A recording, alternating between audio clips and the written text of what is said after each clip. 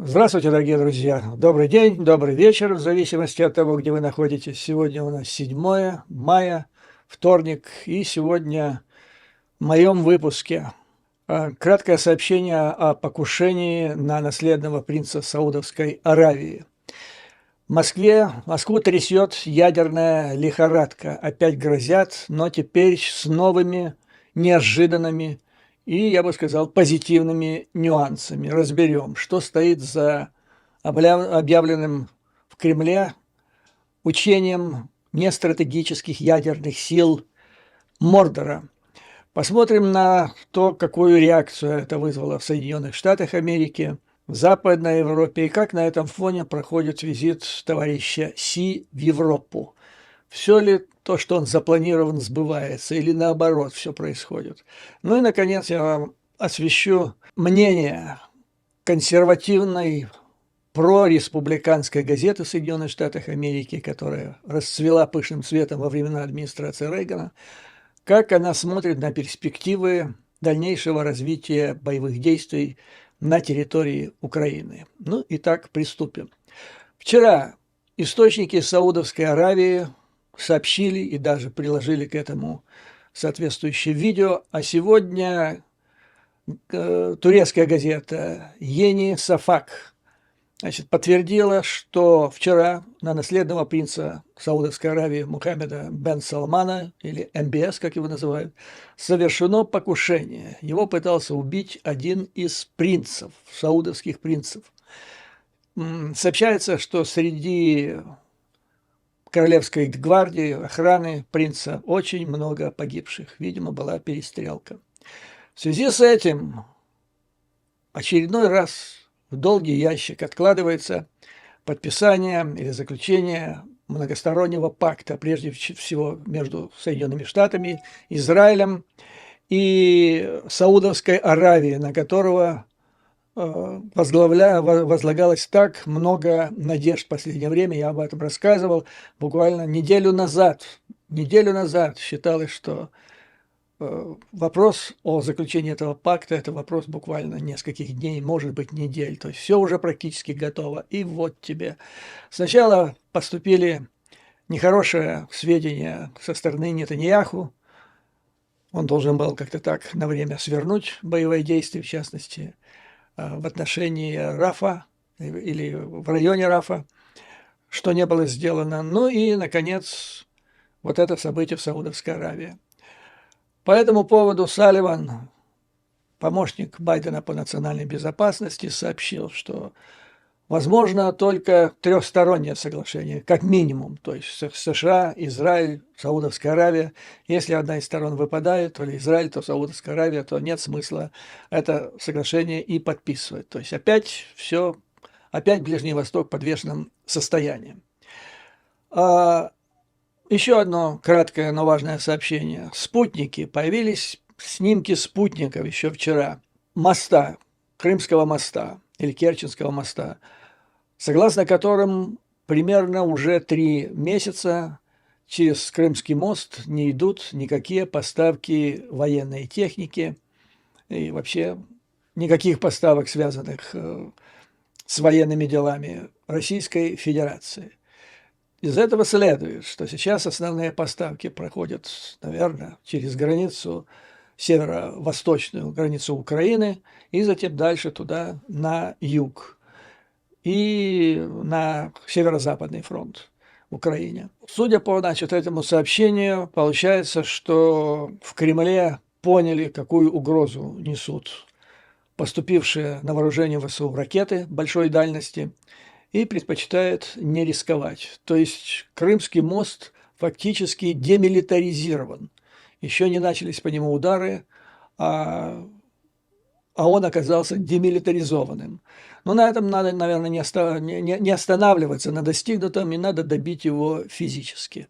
Но пока события вдохновляют.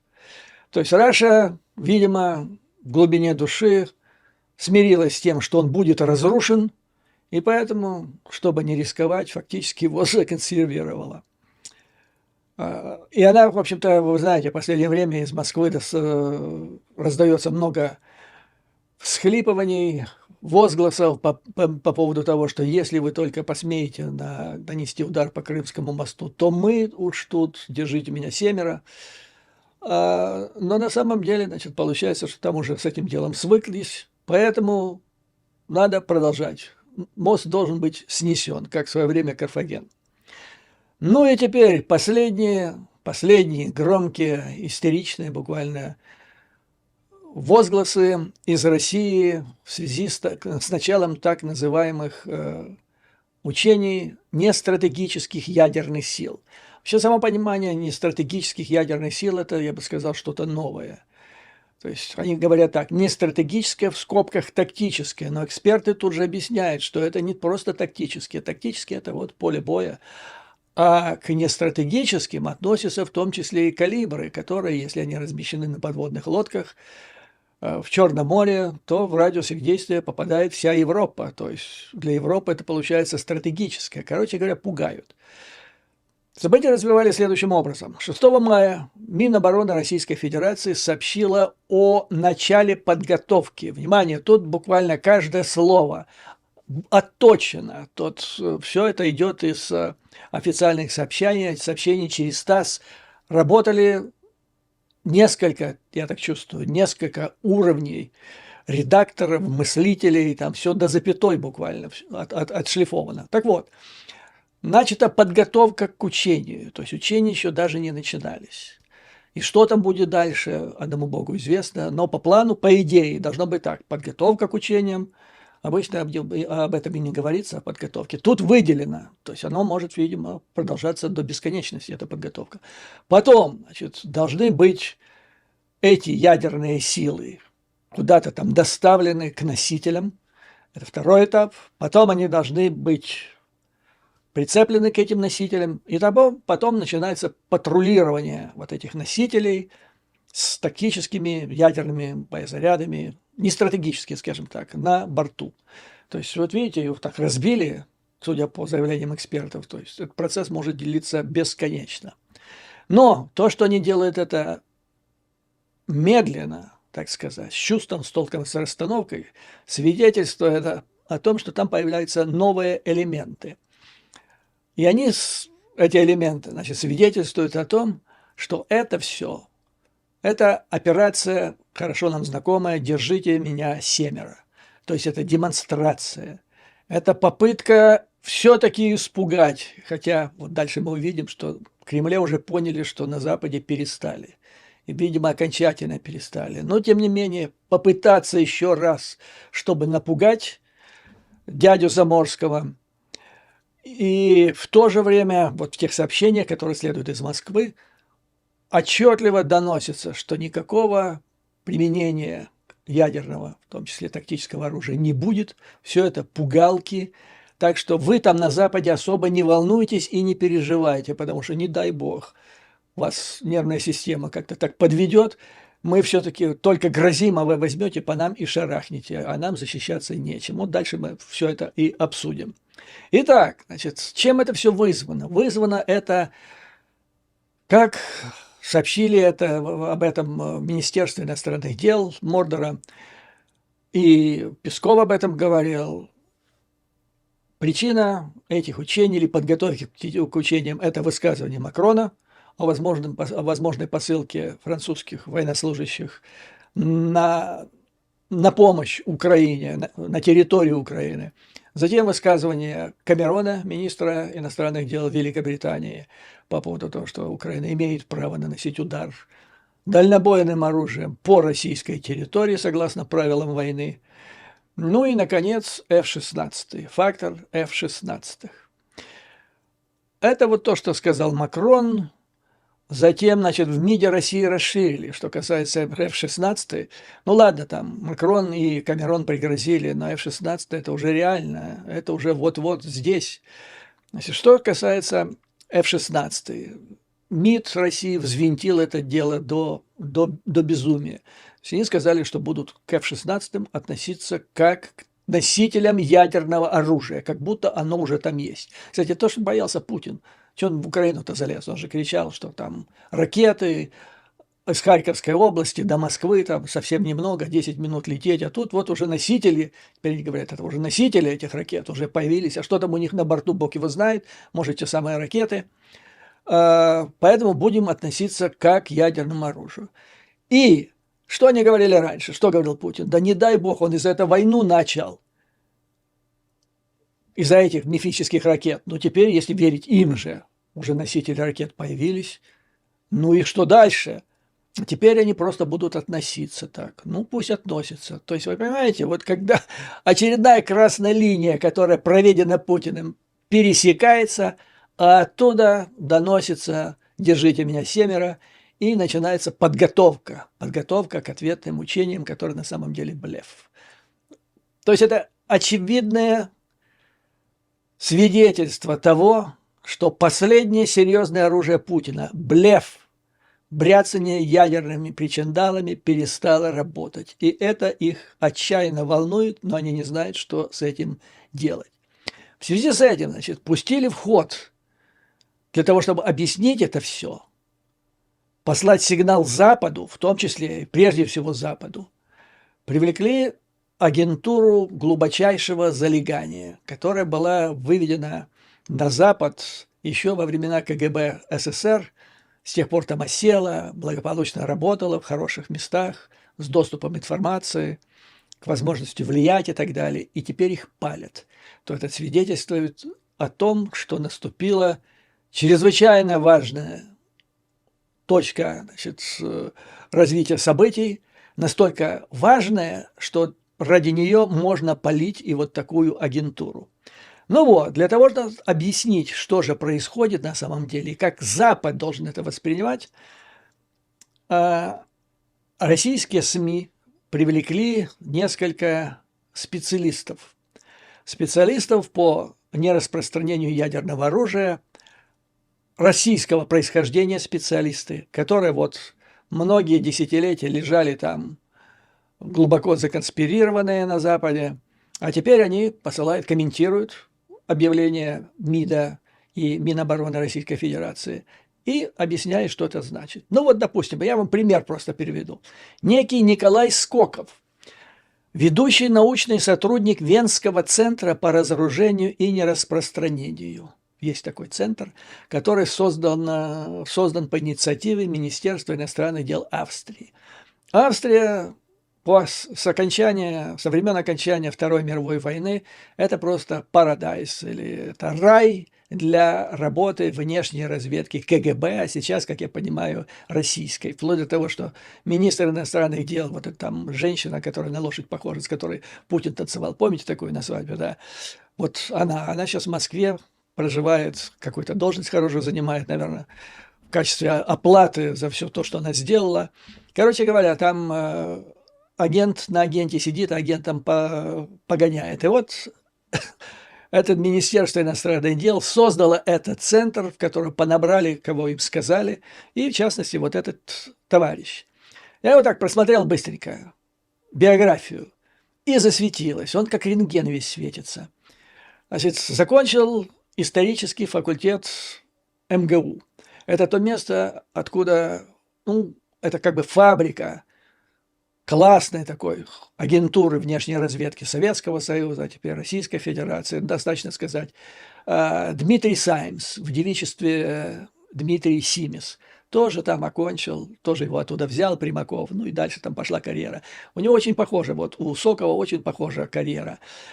Окончил МГУ, потом Институт США и Канады. Институт США и Канады, в то время это карманная организация отдела, в котором я работал во внешней разведке. Первый отдел ПГУ, Соединенные Штаты, Канада. Там во главе с академиком Арбатовым, Георгием Арбатовым, который на самом деле проходил как товарищ Василий, наш агент, там все были или наши сотрудники под прикрытием, или же агентура и привлеченные лица. То есть там просто и уборщица посвящена была в государственную тайну какую-то, понимаете.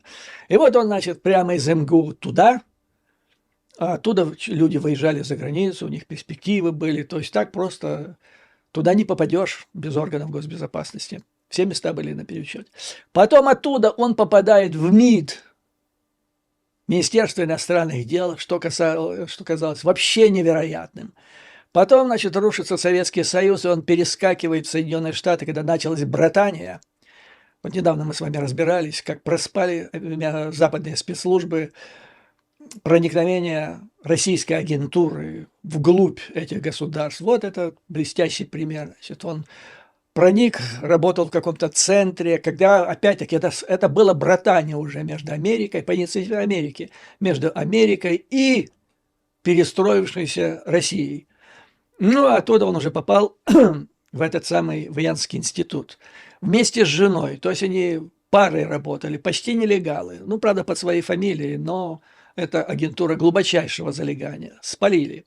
Так вот, значит, он рассказывает, как надо воспринимать все это. Цитирую. Это сигнал НАТО для НАТО. То есть это не учение, это нереально, это просто сигнал, в котором политическая составляющая, то есть, ребята, мы вас пугаем, вот она, политическая составляющая, важнее, чем сами учения, потому что с учениями может быть и проблема. Есть ли вот эти ядерные боеприпасы? Ну, калибры мы знаем, а вот боеголовки-то они есть или нет? Вот в чем проблема, большой вопрос. Пока их никто, даже в Белоруссии, реально не зафиксировал, их наличие. То есть человек, который однозначно, это мое экспертное мнение, он как раз по моей линии прошелся по всей своей биографии, однозначно или офицер, или агент внешней разведки Российской Федерации. Вот он вам говорит, что это сигнал, которым вот эта сигнальная часть важнее, чем настоящая. То есть опять чистым человек практически открытым текстом говорит, что это операция «Держите меня семеро». Почему? Зачем это нужно? Дальше он объясняет, если кратко, то потеряли страх в столицах западных государств, перестали бояться. Мы их пугали, тут называется, долго пугали. И переусердствовали. Настолько долго много пугали, что кричали там «держи волка», и в западных столицах перестали это верить, и, судя по всему, навсегда. И вот он говорит, по непонятным причинам стала на Западе популярна точка зрения, что Путин никогда не применит ядерное оружие, и что иностранные войска на территории Украины будут пользоваться своего рода иммунитетом, а это совершенно неверно, они, наоборот, будут приоритетной целью, а это может вызвать серьезную эскалацию там и так далее. То есть цель этих учений или подготовки к учению – возродить страх. Так, это в идеале. Но это не получится, потому что даже эксперты российских спецслужб в это не верят. Второе, постараться, а вдруг получится. Надо что-то же делать, чтобы НАТО не направило свои войска в Украину. Хотя бы этой цель. Вот что касается этих учений. Это только один эксперт говорит. Вот понимаете, какая операция? Это не просто там что-то объявили. Это огромная, важнейшая операция влияния, от которой сейчас очень много зависит. Опять это точка излома, на изломе. Куда оно повернется?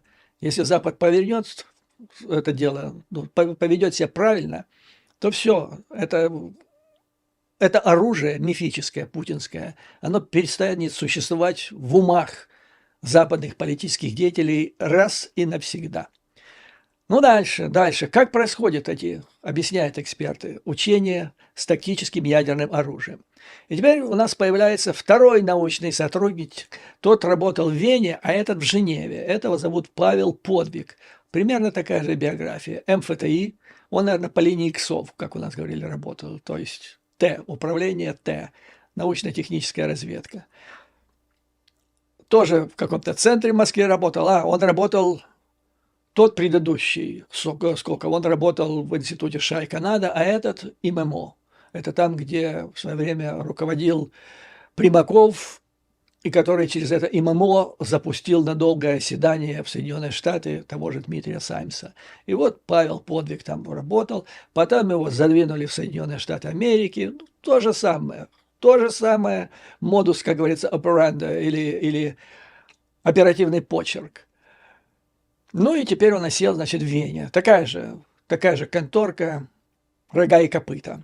И вот он рассказывает, пытается вспомнить, когда же раньше в России проводились и в Советском Союзе подобные учения тактического ядерного оружия? Оказывается, практически никогда. То есть один раз было, это было в 2020 году, когда аж в Бурятию проводились страшные учения по доставке какой-то там боеголовки в определенную точку на территории. Вы представляете? То есть почему Бурятия? Да потому, чтобы другие государства, сопредельные, Соединенные Штаты, трудно, чтобы было им зафиксировать, действительно ли там перемещается ядерная боеголовка или опять что-нибудь из фанеры или из папье-маше. Вот. И второй вопрос. Учение. Один боезаряд доставить в точку. Вот вам и все. Ну как же, как воевать, как воевать с этим тактическим ядерным оружием, если для того, чтобы доставить эти боеприпасы в условную точку, надо целое учение проводить. И это один раз только было и так далее. Дальше он высказывает невероятные вещи. Я не могу припомнить отдельных учений с акцентом нестратегическое ядерное оружие в Российской Федерации вообще. Хотя какие-то элементы там бывали, но отдельных учений вообще не было. Это говорит еще третий эксперт. Насколько можно судить, целевая задача этих учений – демонстрация готовности к ведению боевых действий. Готовность-то есть, а если чем вести? Вот в чем вопрос. Поэтому вот все это мероприятие – это передача соответствующего сдерживающего сигнала. Ну, потом, значит, агент Соков или офицер под прикрытием рассказывает по поводу того, что калибр – это как раз не стратегическое, носитель не стратегического ядерного оружия, а из этого следует, что поскольку калибры могут покрывать всю Европу, то это фактически речь идет о континенте, не только о территории Украины, поэтому мы неожиданно вступили в фазу, похожую на Карибский кризис. Это он пугает. Но дальше, следующий раздел всей этой истории. Насколько вероятно применение России ядерного оружия? Путин же кричал. Тут этот самый второй недомерок Медведев, я его цитировал буквально в прошлом видео, бесновался, что мы, если что, все разметем, по кочкам разнесем. Так вот, эксперт Павел Подвиг сообщает, который, в отличие от Медведева, понимает реальную ситуацию. Вообще вам нужно сказать, что он же не военный, ни тот, ни другой не военный. Для того, чтобы стать экспертом, то ли в Советском Союзе, то ли в России, не военному, чтобы стать экспертом в области ядерного оружия, тактического или стратегического и так далее, нужно быть связанным со спецслужбами, потому что кто ж тебе даст допуск к информации? А без допуска к информации какой же ты эксперт? Поэтому, значит, вот что говорит Павел Подвиг, это из Венского института. Каким-либо реальным последствиям эти учения не приведут, а западные страны от своей позиции пренебрежительные теперь к российской угрозе ядерной относятся. Они не откажутся от своей позиции. Так же, как все было, так оно и останется. Ну, немножко там пошуметь, покричать. А что делать-то? Что делать теперь Путину? Он выразил надежду, что о применении ядерного оружия речь и не идет, и не должно идти, сказал эксперт. Я не вижу сценариев, в которых Россия могла бы применить ядерное оружие против Украины. С военной точки зрения нет таких задач, которые это оружие могло бы решить в ходе, как он говорит здесь, этого конфликта. Реакция практически всех стран на применение, если оно будет применено, будет сильно отрицательной. Тоже он упоминает позицию стран G20, отдельно Китая, Индии. Думаю, что это тот фактор, который Россия не может не учитывать. Ну и потом, опять-таки, третий эксперт говорит, более того, пока вообще заявлено только о начале подготовки к учениям. Следовательно, дальше, а что будет дальше, одному Богу известно. И я читаю все это, эти заявления, понимая, от кого они исходят, и вижу, какие громадные изменения произошли с ночи на 24 февраля 2022 года, когда кремлевская бледная моль со зверским выражением лица пугал Запад, что если вы, не дай бог, придете там на помощь Украине, то вас ждут такие последствия, которые никогда не было в вашей истории. Решение принято, все. И вот этот жалкий лепет. Выводы. Путин достал, судя по всему, со своим ядерным оружием и пугалками этими не только Запад, который перестал верить. Кстати, должен сказать, благодаря нас с вами, потому что мы над этим, сколько длится эта война, сколько он пугает, столько мы с вами говорим, что это все блеф.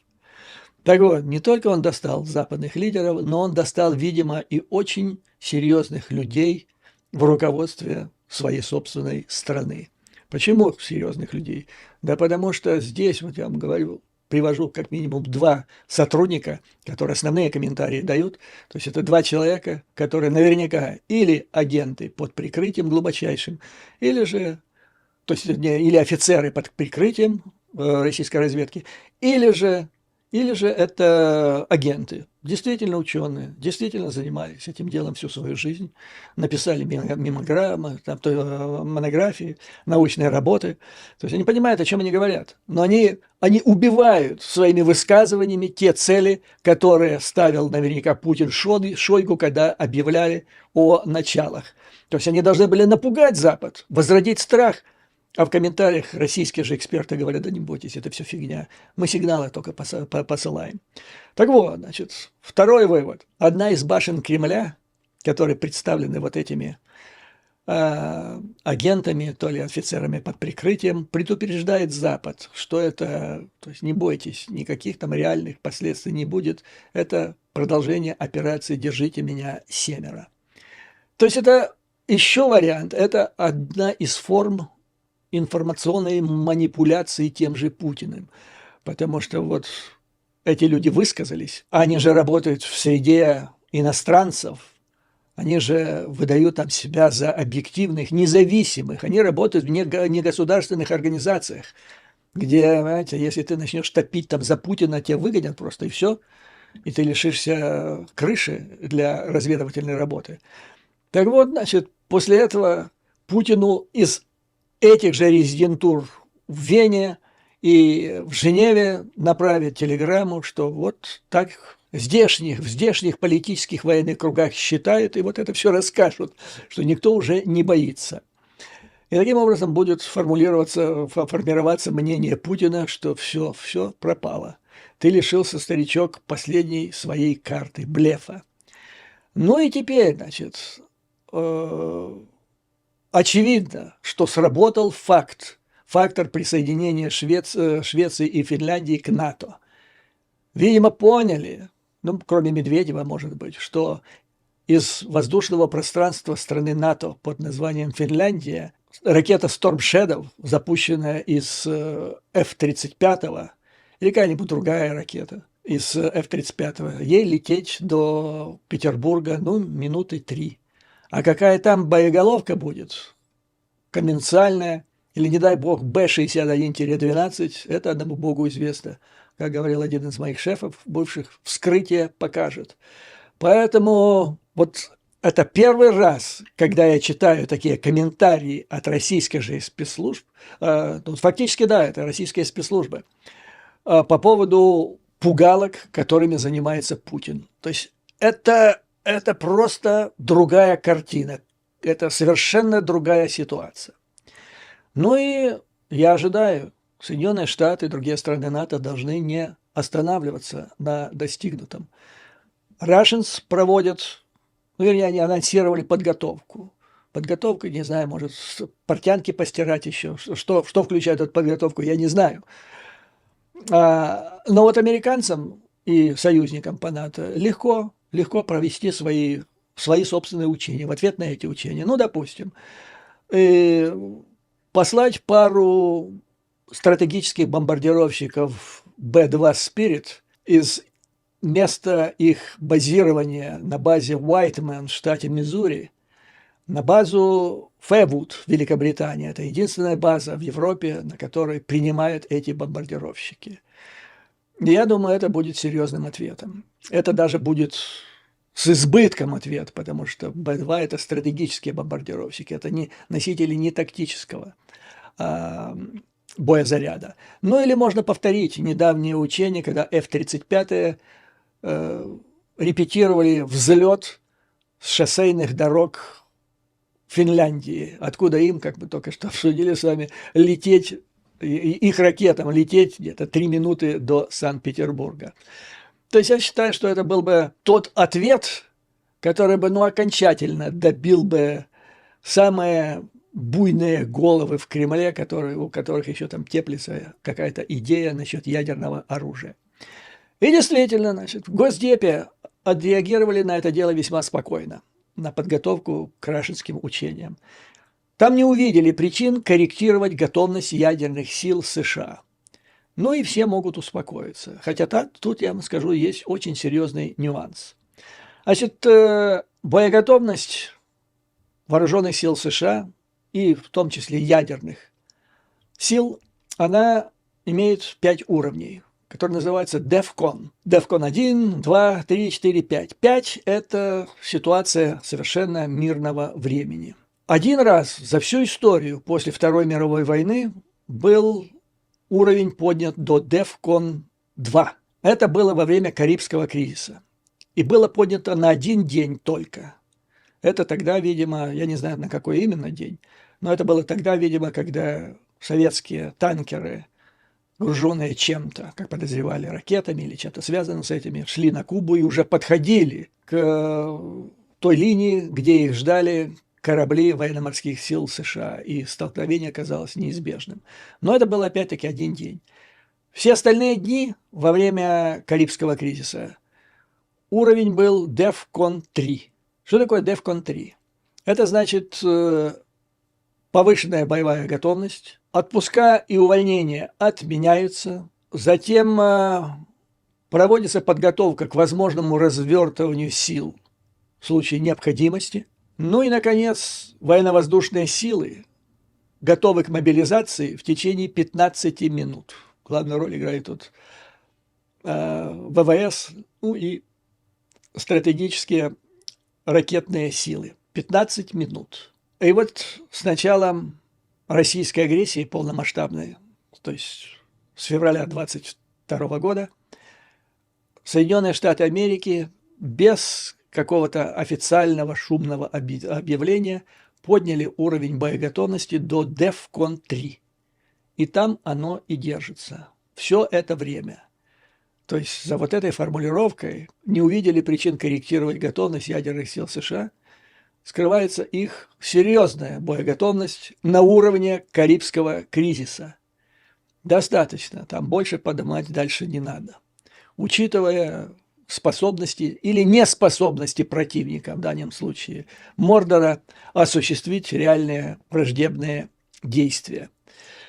Так что вот вам и, если суммировать в целом, вот картина, которая сейчас рисуется, это страшный стратегический провал Путина. Он лишился, то есть, во-первых, НАТО подползло уже к самим границам, где 3 минуты лета до северной столицы России. Куда еще дальше?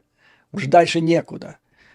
Это вот результат его стратегического решения февраля 22 года. То есть этому не противоставишь никак. Какое тактическое оружие Путина может против этого сыграть?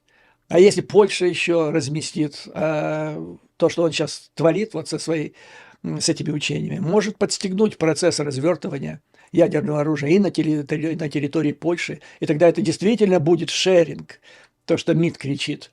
F-16 в Украине, якобы это будет продолжение натовской политики о разделе и о совместном использовании ядерного оружия. Я не знаю, как ядерное оружие в Украине, а вот Польша это вполне реально. Короче говоря, это ситуация, как называют американцы, catch-22.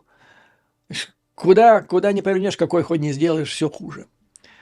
Ну и в это время в Европе находится товарищ Си, который, как сообщали средства массовой информации Китая накануне визита, имел целью попытаться вбить клин между Америкой и союзниками Америки в Европе. И нацелился в самое, как он считал, слабое звено Францию. И вот что-то там не сработало. Во-первых, ему, конечно, подгадили спецслужбы товарища Си, его собственные. Потому что накануне буквально в Великобритании разразился скандал, когда оказалось, что спецслужбы Китая хакнули серверы Министерства обороны Великобритании, причем именно те серверы, где содержалась информация о движении зарплаты. То есть там были имена, фамилии сотрудников Минобороны и когда какие банки им переводилась зарплата. И Ми-5 посчитала, что цель этой операции не просто так. А цель операции была просчитать, кто из сотрудников Минобороны может иметь финансовые проблемы, а затем использовать эту информацию для вербовочного подхода. Но это сильно, я вам скажу. Если это действительно так, и не фантазия Ми-5, а в таких делах нельзя предаваться фантазиям, да? Надо работать по худшему варианту. Так вот, это сильнейшая была бы операция. Ну, посмотрим, как это дальше будет. Я думаю, Ми-5 все это дело локализует. Тем не менее, возмущение в Великобритании выше крыши. В Европе то же самое. И вот товарищ Си его пригласил Макрон в Елисейский дворец, куда также прибыла и Урсула фон дер Ляйен. И вместо того, чтобы сдаться товарищу Си, который хотел купить Европу там, своим сотрудничеством, инвестициями и так далее, ему объяснили, что Россия представляет экзистенциальную угрозу для Европы. С точки зрения, экзистенциальная, это значит, представляет угрозу самому существованию Европы. И Китай эту силу фактически содержит и придает ей силы, дает ей возможность исполнять вот эту подрывную страшную функцию. Ну, товарищ Си начал отнекиваться, мол, не он же начал эту войну в Украине, он не давал санкции Путину, он, очень важно, очередной раз твердо сказал, что не помогает оружием, но ему сказали, то, что он не смог отвертеться, это то, что он же поставляет станки, он поставляет оборудование, и он поставляет полупроводники, имеется в виду микроэлектронику и так далее. То, что жизненно необходимо Путину для продолжения войны в Украине, которая представляет собой экзистенциальную угрозу для Европы. Это очень важная формулировка, нужно иметь в виду вот всем, кто занимается или пытается понять отношение Запада, в частности Европы, к тому, что происходит в Украине. То есть перед товарищем Си поставлено, что агрессия России против Украины – это экзистенциальная угроза против Европы. Ну и надо так украинским представителям соответствующим образом и разговаривать с Европой. То есть Украина сейчас решает вашу проблему, защищает вас от экзистенциальной угрозы. Ну вот, то есть товарища Си приструнили, он понял, что оторвать Францию по желаниям там снять тарифы с французского коньяка и косметики, оно, конечно, хорошо бы было, вот, но не удастся, потому что, с одной стороны, чаша весов – это экзистенциальная угроза, с другой стороны, коньяк, как-то так оно несоизмеримо по своей значимости. А тут совсем добил Шольц, который сказал, что для него страны Балтии важнее, чем Китай, и поэтому вместо встречи с товарищем Си он отправился с визитом в страны Балтии. Это тот Шольц, который не так давно, несколько месяцев назад, был в Китае. На его поездку тогда, на его прием было очень много надежд в руководстве Поднебесной. Вот такие дела у нас сейчас обстоят. Такие бури и ураганы потрясают Москву и Европу. Хотя, может быть, внешне это и незаметно. Теперь я хотел привлечь ваше внимание к одной статье, газета «Вашингтон Таймс». «Вашингтон Таймс», почему я обратил внимание? «Вашингтон Таймс» – это консервативная газета, которая пышным цветом расцвела при администрации Рейгана. Фактически во всем, что касается происходящих в Белом доме событий, не было более информативной газеты, чем «Вашингтон Таймс». Они узнавали обо всем, буквально, рано или поздно. И они по-прежнему остались близки к рейганистскому крылу республиканской партии. И вот там в разделе «Мнение» была помещена сегодня статья, которая называется «Неизбежная победа Украины придаст силы Соединенным Штатам и всему свободному миру». Неизбежная победа Украины. Благодаря возобновлению помощи со стороны Америки победа Украины над Россией неизбежна и придаст силы США и всему свободному миру.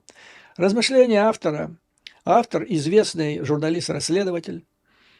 В общем-то, достаточно просты.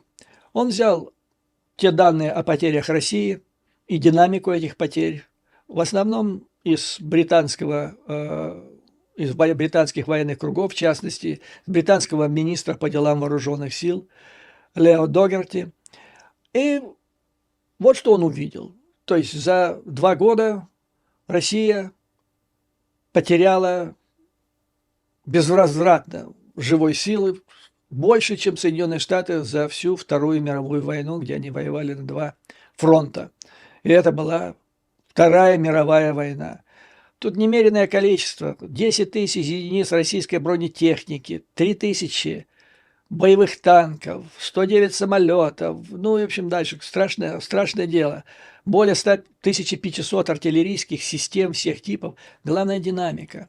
Динамика, если ежедневно ВСУ уничтожала примерно 400 военнослужащих Мордора, то теперь это примерно около 1000, то есть 2,5 раза. И эта тенденция указывает на то, что и дальше будет еще хуже. Дальше будет еще хуже. Большим, конечно, ударом или большой ущерб успешным операциям ВСУ нанесло, как пишет во влиятельной газете республиканской ориентации, нанесла саморазрушительная изоляционистская фракция республиканской партии в Палате представителей. Имеется в виду трамписты и МАГА. Саморазрушительная, пишет газета рейганистов.